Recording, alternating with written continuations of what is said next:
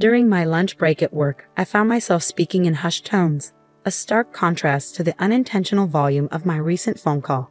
Confusion and frustration swirled within me as the insurance company representative calmly relayed the unexpected news of my policy cancellation request.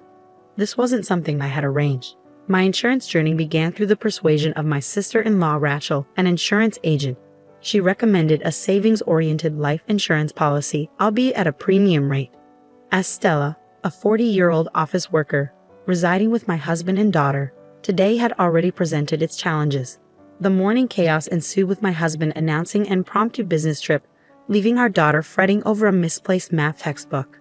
Amidst the flurry, I couldn't hold back a remark about preparation. While Amy quickly apologized and promised better care, my husband's grievances rang louder, his focus on missing socks irking me. In the heat of the moment, as he packed, I couldn't help but wonder about his frequent business trips and the sudden preference for casual attire. Memories of past infidelity stirred, his transparent attempts at concealment doing little to mask his actions. He had pleaded for forgiveness before, involving family members to sway my decision. Yet here we were again, his apologies falling hollow amidst the echoes of betrayal. His tears, once a plea for clemency, now seemed merely pitiful, a facade crumbling under the weight of his repeated transgressions. "I've had it," I declared to my husband, my voice firm with resolve. "If there's another issue, we're done." With those words hanging in the air, I handed him the divorce papers to fill out and took charge, transferring all our savings into my account. Despite forgiving him, any love I once felt had evaporated. My husband's selfishness had worn me down.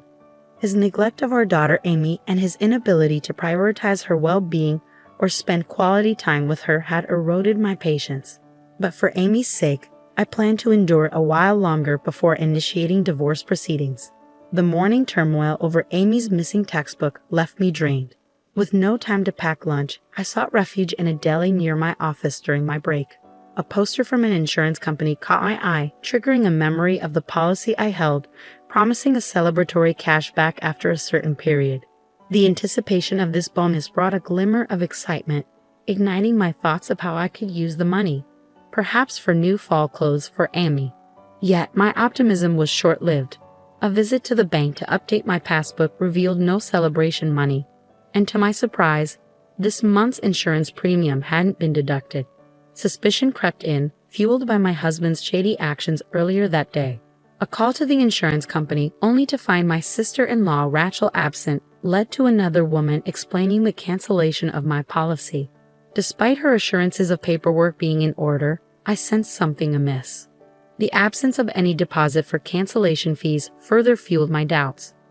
The implication that the insurance company bore no fault in the matter only heightened my suspicion. It was clear. I needed to make my stance unequivocally clear. I had never intended to cancel my policy, and I made that clear when I called the insurance company back. "You better confirm with Rachel," I insisted before abruptly ending the call. With my lunch break slipping away, I barely had time to touch the food I bought from the deli. But hunger was the least of my concerns. I had more pressing matters to address. Seeking permission from my boss to leave early, I swiftly wrapped up my remaining tasks before departing the office ahead of schedule. Dialing my husband's number, I steeled myself for his response, fully aware that he might be busy at work. "Stella, why are you calling?" "I'm at work," he grumbled upon answering, the cheerful music in the background a stark contrast to his demeanor. Frustration bubbled within me as I confronted him about the cancellation of my life insurance policy. "This is absurd," I snapped, my suspicions weighing heavily on him and Rachel. "I might have been scammed, and I'm considering involving the police." His admission took me aback. "It was me, okay," he confessed, catching me off guard with his sudden honesty. But any relief was short-lived as anger simmered beneath the surface. "So it was you," I retorted sharply. "Where's the cash value then?" His response about using it to support his mother only fueled my frustration. "Support?" I repeated incredulously. Did something happen to her? Why does she suddenly need money? "No, she just wants to take family trips to holiday resorts now and then," he explained nonchalantly, as if it were the most natural thing in the world. I was taken aback by my husband's unexpected words. "You canceled my life insurance without my consent, and you used it for travel expenses? The business trip was a lie?" I questioned, incredulous at the revelation.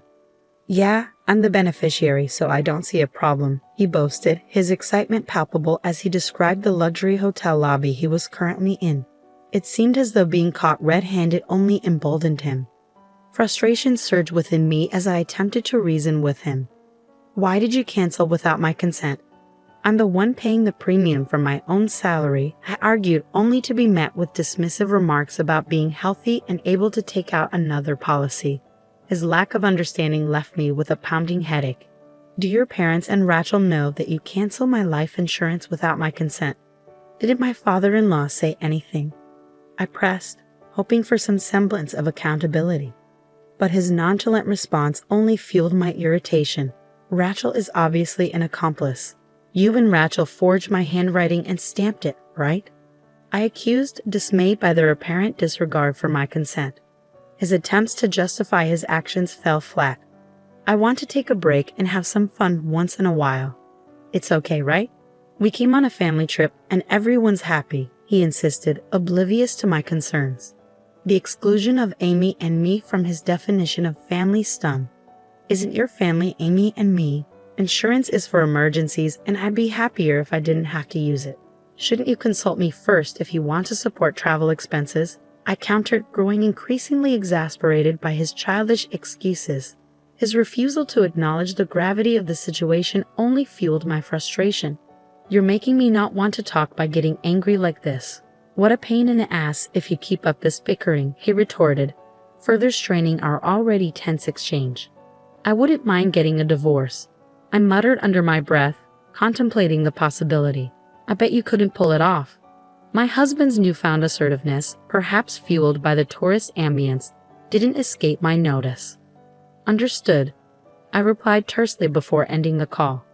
The resolve within me solidified as I silently vowed to retaliate against my in-laws and my husband for their betrayal. My patience, worn thin by years of forgiveness, had finally reached its limit. What I had once perceived as a normal family dynamic now revealed itself as a facade of deceit and manipulation. It was time to sever ties. Without hesitation, I made my way to the courthouse. Clutching the divorce papers my husband had filled out, a symbolic talisman of my newfound determination. Submitting the papers, I took the first step towards liberation. Collecting my daughter Amy from her after-school program, I broke the news gently, explaining the impending divorce. Amy's initial surprise gave way to acceptance as she processed the information.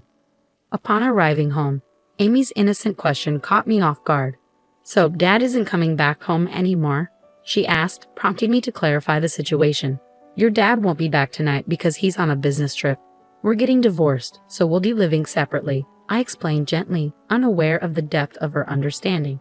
Her immediate response surprised me.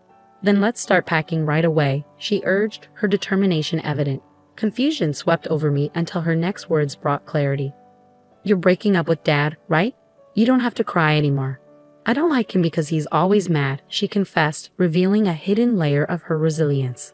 Realization washed over me as I understood her silent efforts to prevent our fights. Amy, did you always try to stop us from fighting because you didn't want me to be sad? I asked, touched by her unwavering support. Of course, she replied simply, her words a testament to the strength of her love. I had resolved to endure the marriage for Amy's sake, but her revelation shattered that resolve. It was evident she had been silently shouldering the burden of our strained relationship. Amy's intervention in our fight stemmed from her concern for me. Dad never plays with me even on his days off, she confessed, her words tinged with sadness. He tells me to go away whenever I try to talk to him. He only uses me to say something mean to you. Her admission pierced my heart, revealing the depth of her sorrow. It was a painful realization that my husband's selfishness had not only affected me but had also left its mark on Amy. I'm sorry, Amy, I murmured, my voice thick with emotion. I've made you go through a lot. From now on, it's just going to be the two of us, but I'll take good care of you. I really love you. Determined to shield Amy from further sadness, I busied myself with preparations. While she focused on her homework, I reached out to a lawyer, searched for realtors and movers online, and contacted my parents. Upon hearing our plight, my parents insisted we return home immediately. Amy doesn't have to transfer schools, my father assured. And tomorrow morning, I can borrow a truck to help us move our things. With their support, I began the process of transitioning our lives. I informed the landlord and Amy's school of our relocation, deciding to tackle the paperwork gradually. And with work, I requested a vacation day for tomorrow, signaling the beginning of our new chapter. I was determined to get everything sorted before my husband returned home. The next day, with the help of my parents, we swiftly relocated our belongings to their house. By the time my husband arrived, only his things remained in the apartment, leaving behind a note stating our divorce and our new status as strangers. I departed without looking back, anticipating his inevitable shock. The feeling of triumph washed over me as I reflected on the smooth execution of my plan. My ability to prepare for the divorce seamlessly stemmed from my prior research and readiness, honed during his previous infidelity. I had made it clear to him then, if there was a next time, there would be no discussion, only divorce. We had agreed that I would retain custody of our daughter and all shared assets. And so my daughter and I embarked on our new life at my parents' house. A few days later, a frantic call from my mother-in-law startled me. Despite her son's penchant for tears, her outburst caught me off guard. "You're divorcing him even though he didn't cheat?" she exclaimed, her words ringing in my ears. Her insistence on an apology bewildered me. Apologize? Why? I responded, struggling to comprehend her demands. The abruptness of my question seemed to catch her off guard, silencing her momentarily. As she attempted to reassert herself, I found myself questioning her identity. "Who are you?" I blurted out, unable to shake off the suspicion of a potential scam call. Her hesitation only fueled my uncertainty. "If you don't identify yourself, could this be a scam call?" I challenged, refusing to yield until I was certain of the caller's legitimacy. I decided to seize upon my slip of the tongue. After all, now that we were divorced and strangers, there was little point in engaging in serious conversation with those who unilaterally canceled a life insurance policy. "Don't be ridiculous, Stella. If you're going to take that attitude, I have a few things to say too," my mother-in-law retorted, her fury palpable. But her anger didn't faze me. "What are you talking about? Do you think you can just do something like that?" I challenged, refusing to back down. I had an agreement with him. If there was any issue, we'd divorce immediately, and he told me on the phone that we were getting divorced. My words left her speechless, and I seized the opportunity to press on. If he wanted to go on a trip, he should have just talked to me about it. Why did he have to commit a crime? Is your whole family looking to end up in jail or something? Canceling life insurance without consent qualifies as forgery. You know that could lead to imprisonment from 3 months to 5 years. So I'm ready to fight this thoroughly. I don't want to hear about how his family has no savings or how they're poor.